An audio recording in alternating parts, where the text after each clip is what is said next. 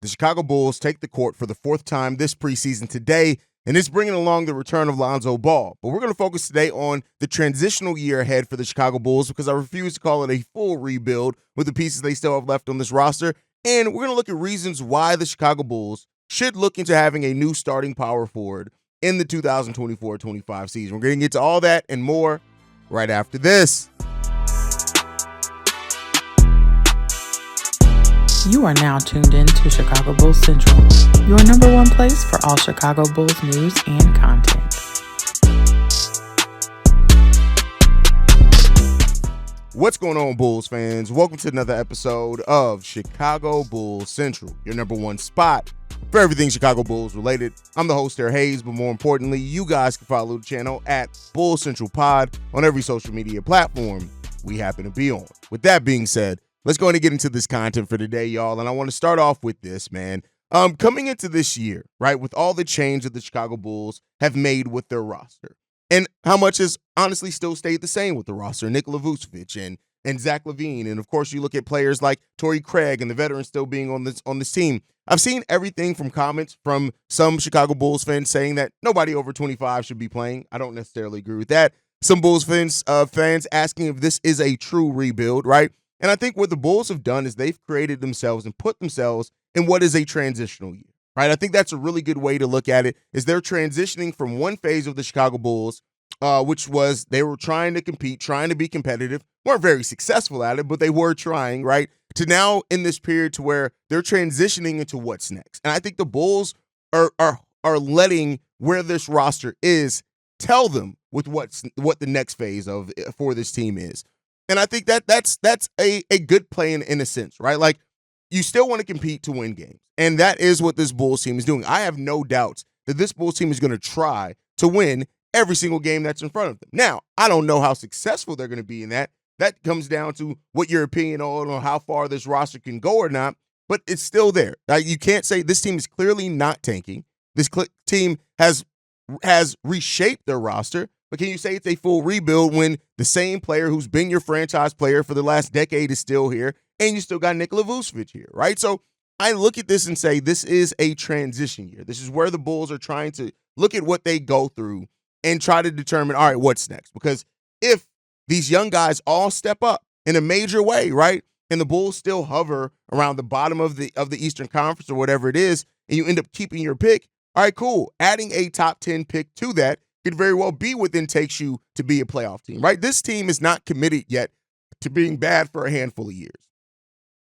And I don't think they should with what they have here. You have a 24-year-old Kobe White, a 25-year-old Ayo Dosunmu that just had their best years, and Kobe White is ascending to look like a player that's going to be able to average over 20 points per game for you. You also have Josh Giddey, who, while only 21 years old, is still or 22 now. I think his birthday just passed, if I'm not mistaken. 22 years old, you still have a player in Josh Giddey that is still, uncovering a lot of his game, but he's been in the top 10 in the league in triple-doubles his first 3 years in the league, right? So you can't say that you're starting from the ground up with him. You've gotten a player in here who's still very young and is showing some flashes, which is basically what they've done throughout most of their acquisitions. Jalen Smith's the same way. Even guys who haven't played a lot, like Kenny Lofton Jr., that is still the same way. THT, right? Young guys who have still performed and been able to get NBA minutes and shown flashes, even more for THT at the NBA level, right? So I think this season is going to determine a lot of what comes in the future for the Bulls. How far they feel like they are away from being able to compete for that playoff spot is going to dictate. Because if they do look far away, let's say that this team goes out, they compete hard, they have relative health, and they do win 28 games, right? That tells you right then, you're kind of far off, right? So you got to be more aggressive in your moves, especially if you still look to move Zach, whatever it is there. And so I think at this point, for me, and I can't speak for anybody else, everybody has their own right of what they look for and want out of this season for the Chicago Bulls, and everybody has their own merit for however they view it, right? But I'm embracing the fun aspect of this season because I think this is going to be an extremely fun team to watch. When you have young players that are ascending, when you have young players that are going out there and playing with a lot of energy, putting it all out there on the court to prove what they have and can bring to this league, that's some of the most fun I usually have with my sports teams, right? And so, and the fact that they aren't, like we aren't going into a season like the Brooklyn Nets where we know we're about to lose for sure 50 plus games, right? You can't say that. And as much as I don't think this team is going to win a lot of games, I still think that this is a team that's going to be able to compete. Like, one of the main reasons I personally feel that this Bulls team is not going to win a lot of games, when you look at how many of our games are in the clutch, both of the last 2 years. I know last year, of course, 2/3 of our wins were clutch games, but even we still had a large portion of clutch games before, and we lost our best 2 clutch performers in Alex Caruso and DeMar DeRozan. Well, Kobe White ascended to the second best clutch performer, but when you look at the defensive side of things, Alex Caruso was really good in clutch as well. So, those things play a part. And when you have a young team that's still figuring it out, sometimes you have games that you're competitive in, but you just don't have enough to get over the hump to win those games. And that's kind of what I'm expecting from this Bulls team this year, right? But, again, I'm letting what the team tells me informs me of how good or bad this team's going to be. But I think to embrace this transition is one of the smartest things that AK has done, because it's already, which we'll talk about, opened up opportunities for young guys. And those young guys so far are showing and flashing growth. And that's really big for this team as well, right? So in a year where we are going through a transition, and I think that transition is going to be made more clear by the story and how that develops over this season, I do think at the trade deadline that could be told even further, because I do think personally, I've said this many times, if teams willing to offer you even a second-round pick for Torrey Craig, Torrey Craig's now part of your future, you ship him off. Nikola Vucevic, much like with the same thing. And I had an interesting conversation in the Discord about Nikola Vucevic. And I want to bring that here for a second, right? Vuce is a player that still can be very productive on the offensive side of the ball, right? And we all know Nikola Vucevic's limitations defensively. And I think when it comes down to it, you have to view the Nikola Vucevic situation as, all right, you have this player in Vuce that if you could get a more shot blocking four next to him, then, all right, you can maybe get more out of him, right? Vuce's big limitation, he can put up numbers offensively. He's going to give you 18 and 11, basically, 18 and 10, basically, right? You can bet on that. If you give Nikola Vucevic the opportunities, he's pretty much going to put up that, that every single year. But the thing is with Vuce at this point is that when you're building a roster, right, you want to build a roster to help overcome shortcomings of some of your players. And the fact of where the Bulls are right now, they're not in a position to invest in a roster in a way that focuses on mitigating the shortcomings of Nikola Vucevic. He's basically not part of the future. He's part of the current by the nature of him just being on the team now, but you're not going to invest heavy assets anymore in, we need this player that can overcome Vuce's limitations here because, again, this roster's going in a different direction. So I think ultimately when it comes to Nikola Vucevic, and hopefully Shay, I'm sure I'll hear from Shay on this one, it's not to say that Vuce still can't be productive. He actually can.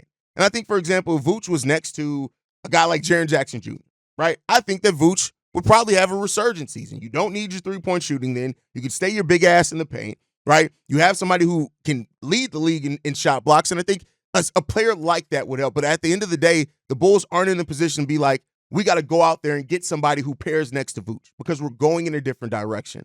And once you're in that place, you're basically phased out of the roster. He's still here, but he's basically, for all intents and purposes, phased out because the Bulls aren't going to invest in focusing on, we need to overcome Vuce's shortcomings. Now, they may bring in a player that can help Vuce with some things, right? I think the way that Matas Buzelis is developing as a shot blocker and things like that, not an on-ball defender, which still puts Vuce in a bad situation. Julian Phillips, maybe you can make a conversation for that.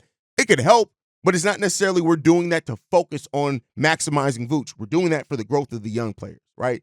I think that's what it comes down to. Like, Vuce, much like our disappointment with other players on this roster, we are more disappointed because what we needed him and wanted him to be when he came to the Bulls.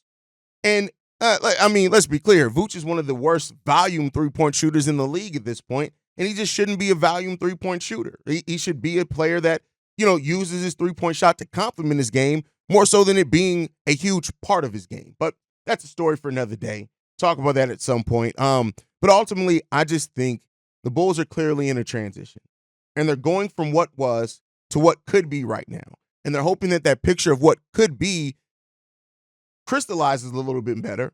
So then you know what it is, and then you can build going forward on what this roster is telling you it is and it will be. And so we'll just see what happens over that. But one of those decisions that I think needs to be made, right, is that we could be heading once again into a situation where the Bulls are going to need a new starting power forward before the end of the season. Now, luckily, We got candidates in the building that could do that. Now, why? Why, Haize? Haize, why are you saying this? And again, keep in mind, I'm not a guy low on Patrick Williams. I still think Patrick Williams has a couple of more years before we can say adamantly that he's not going to develop anymore. But here's the thing that I'm going to offer with this. And again, I'm not saying that Patrick Williams won't be the starter. I'm just saying that at some point this season, probably going to see a new starter at power forward. And the main reason, I'm going to focus this to start off with Patrick Williams. The fact of the matter is that Patrick Williams has not improved. When you look at it, through 2 games so far, Patrick Williams has averaged 3.5 points per game, 20% shooting in 16 minutes, basically. He hasn't made a 3, and he's averaging more turnovers than made shots at 2.5, and more turnovers than rebounds. That's what it comes down to. Patrick Williams has the worst plus minus on the team at -18. And again, plus minus isn't an end-all, be-all stat, but it is a stat that when it matches the eye test, it can tell you what it is. All right, and so Ernolop is the second worst, and he has a plus minus of -7.5. 11 points better than Patrick Williams. So the fact of the matter is that we've seen this story before. And I think that's where it ultimately gets to. If Patrick Williams has not increased his game, if he's not developed, and yes, the foot injury still could be a thing that could be keeping him out of rhythm. But the fact of the matter is, if Patrick Williams is coming into another season where he's still the same player, we've seen it. He's going to lose that starting position. And we've seen it before. And then especially when you maximize and look at the fact that you have young guys that are showing more aggressiveness, that are passing the eye test, that still have big flaws to their game, but at least you don't have to worry about their ability to run the floor, how much energy they're going to give day in and day out. They're not going to be as passive on the offensive side of the ball. When you look at Matas Buzelis, for example, and Billy Donovan's comments on him, he's active, he runs the floor, he's aggressive, he's physical, he's going to get stronger. There are things that he made mistakes on, which you expect, but overall, I love his mentality. He has a really good work ethic. He wants to get better, and he has toughness to him with the way that he plays. Look at how Matas Buzelis played in the Chicago Bulls' second preseason game against the Memphis Grizzlies. And then you look at how that turned around in the third game when he was guarding players like Giannis and Bobby Portis. Was it perfect? No. And in this, I'm not saying that any player is going to be a perfect starting power forward for the Chicago Bulls. But I think when you look at Matas Buzelis and how he's already improving through 3 preseason games, and then if you want to add to that, he's definitely improved from summer league to now, right? Is that the lack of progression from Patrick Williams is the most concerning. Now, one thing that could point towards Patrick Williams actually staying as the power forward is that you know what you're going to get, right? You're going to get 10 points per game on solid 3-point shooting, and you're going to get some pretty damn good defense. And even in some nights, he's going to be your defensive guy where he just makes those wow plays defensively.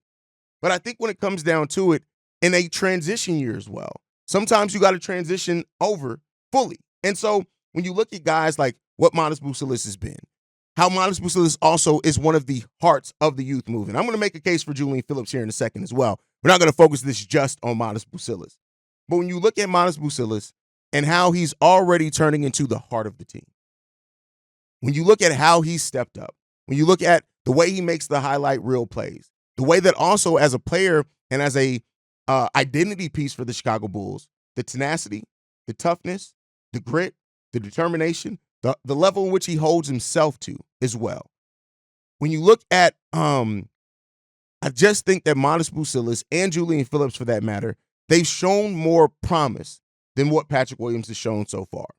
And if that continues, again, I'm saying if this continues, I'm not saying this move needs to be made right now because Patrick Williams still is going to get, and he should get, 10, 15 games to show, all right, are you working yourself out of rhythm? Are you showing more flashes there? But I do think personally, if you ask me, are we going to see a change as the starting power forward between now and the end of the season? I'd have to adamantly say yes. I really do think that that's what we're going to see right now. Unfortunately, you cannot be in a situation, and this is one of the things that we've dinged the Chicago Bulls from. At some point, you have to realize what you have and who you have and where they're going to go. And you have to stop hoping that you can wince your eyes a little bit. And listen, Patrick Williams has shown flashes. He's shown tons of flashes over the course of his career. There are probably 5 games each season where you look at Patrick Williams and you're just like, where the hell has this guy been? Right?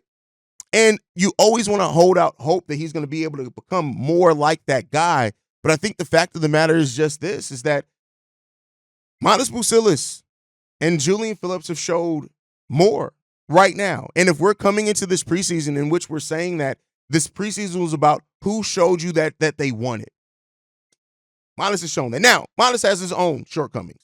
The size, right now with his weight, he's probably going to get cooked by a lot of power forwards in the league. And because of that, you got to look at that and say, is that actually offering him the best growth?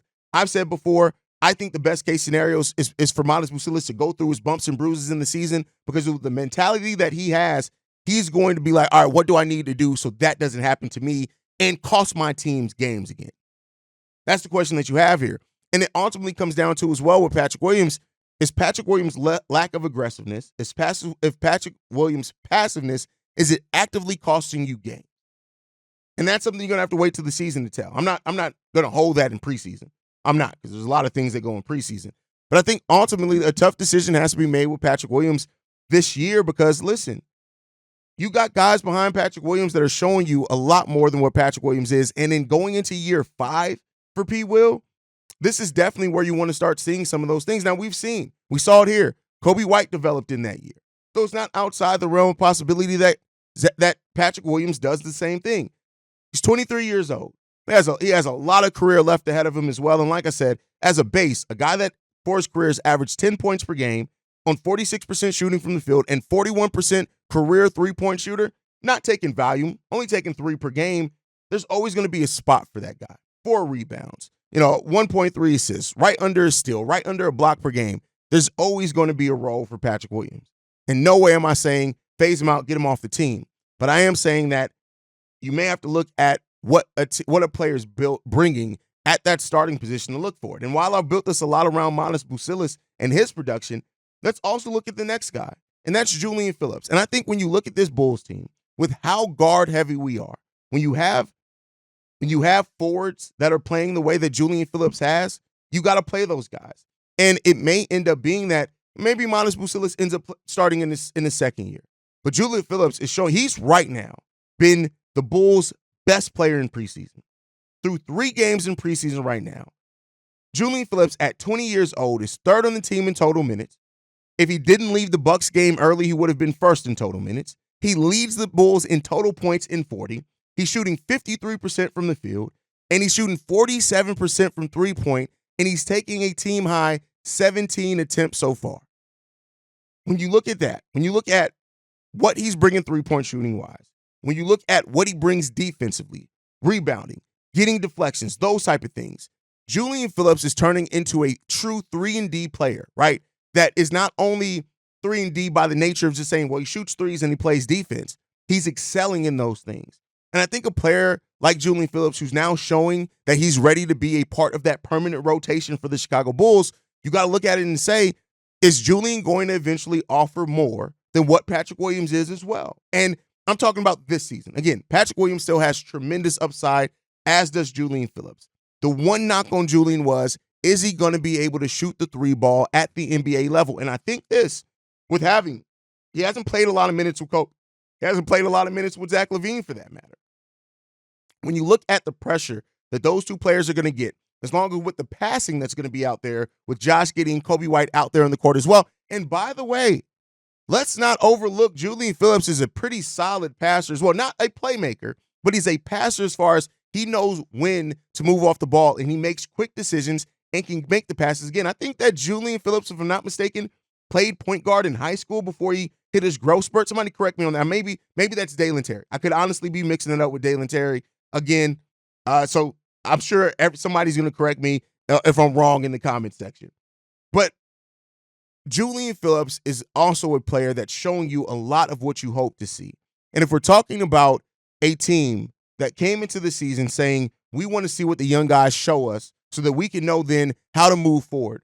You also, just because Patrick Williams is also 23 years old does not mean that he should just hold on to that. And I think ultimately what I look at it, and I know I said this at the beginning of the segment, I'm going to say it one more again, right, is that it just comes down to this. So far, through what Patrick Williams has showed us, we've seen that story before. That's going to become a player, and it has become a player each of the last 3 years, that Billy Donovan eventually gets frustrated in what Patrick Williams is not bringing, and he ends up making a change as the starter. And I think if you're betting on safe money, the safe money is on. That's probably going to happen once again, in which you're going to see Patrick Williams lose this starting position. And at this point in time, where it went to 6'4" guards previously, and Javonte and Alex Caruso went to 6'4" guards, it's not going to 6'4" guards anymore. It's going to either 6'9" Matas Buzelis or 6'8" Julian Phillips, both with over 7-foot wingspans, and both guys who are bringing it in many aspects of what you need them to do, and they aren't backing down. You can't say that these guys are passive. They play within the game, but they aren't passive like P. Will has been at times. And so that is a question heading into the season, as well as that who eventually is going to take this over. And I can't wait to see what comes along for that, because I think that is going to be something to definitely watch. And in talking about watching, we got a game to watch tonight, people. The Chicago Bulls take on the Minnesota Timberwolves tonight, going down at the UC, 7 p.m. Chicago time, 8 p.m. Eastern time, and what to expect in this game. You guys know I've been doing these pre-game things very differently than what I will do during the season. During the season, I'll give whole statistical breakdowns. This is what the team's running. This is how their offense shapes up into the Bulls defense. I'll give all of that going forward. But in preseason, none of that matters because we don't know the exact rotation. So I'm telling you what I'm hopeful to see. Lonzo Ball's return. That is the biggest storyline coming into this game. Now, there are other ones, of course, but Lonzo Ball getting back on the court for the first time in 2.5 years is always going to be the major story. And I can't wait to see how he looks. I think Lonzo is going to that basketball IQ is going to really show really well for him. Now, when you're looking at this as well, what are some of the matchups that you're looking for? I'm just looking for the young players to continue to show the progress that they've been showing. I want to see more of Julian Phillips if he's healthy. I want to see more of Matas Buzelis for sure. I want to see how Josh Giddey is getting more comfortable running this offense, right? And if any of our starters play outside of Josh Giddey with Zach LaVine, Kobe, I'm, of course, excited to see all those guys. But it really comes down to this. I hope that we get to see, I don't care for how long, how many minutes, a possession where Lonzo Ball is running the court with Julian Phillips, Dalen Terry, Matas Buzelis, Jalen Smith if he's playing. If not, I'm cool with the Dama Sanogo. Like, I want to see that, to see what that looks like, because Lonzo could very well, that could be his role this season. Lonzo Ball's role this season, depending on how things progress for him and his knee and his shooting and how he acclimates. But it could be, hey, go put these young guys in the best situation possible with your basketball IQ. And if that's what this is for Lonzo, it's going to be even more fun than what I said in that first segment. So be on the lookout for that. We'll be live here on the channel for the pregame, halftime hangout, and postgame shows on the channel. So make sure you guys stay in tune with us on that. Thank you guys so much for being the best part of the show. Make sure you guys are following the show at Bulls Central Pod. You can send us any feedback, questions, comments, concerns, bullcentralpod@gmail.com. Lastly, if you want to leave a text message and our voicemail for the mailbag, the number to do so, 773-270-2799. We are the number one spot for everything Chicago Bulls related, but that's thanks to you guys. And like I like to end every episode on, go Bulls. Love you guys. See red if you can, y'all. Peace. This has been a presentation of the Break Media.